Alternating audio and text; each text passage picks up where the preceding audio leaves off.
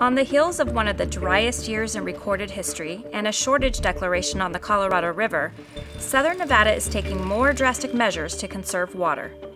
A new law will require the removal of useless grass by the end of 2026. Useless grass is non-functional and serves no recreational value. It's found in roadways, roundabouts, sidewalks, business complexes, and homeowner association entryways. We've been incentivizing the community to take out this type of non-functional turf for the last 20 years. But with the shortage declaration, with the hydrology we're seeing as a result of climate change in the Rocky Mountains, it was time to take that next step and say we're simply not going to allow this type of non-functional turf to exist in our community after the next 5 years passes. This non-functional grass covers about 4,000 acres and uses roughly 10% of our Colorado River water allotment. Replacing grass that no one uses with water-smart landscaping could save the Las Vegas Valley around 10 billion gallons of water a year.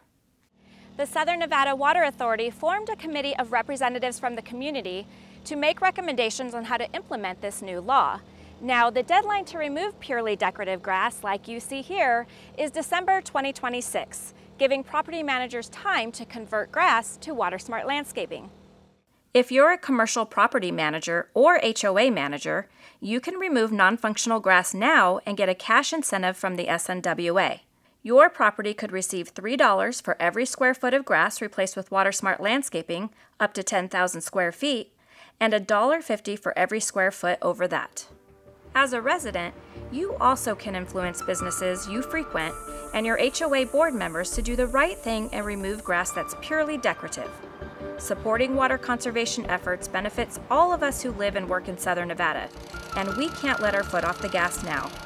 We've been doing great on conservation for the last 20 years, but as we keep telling people, conservation is a journey. It's not a destination, so we're going to keep on that journey for the next several years and see where the community gets to.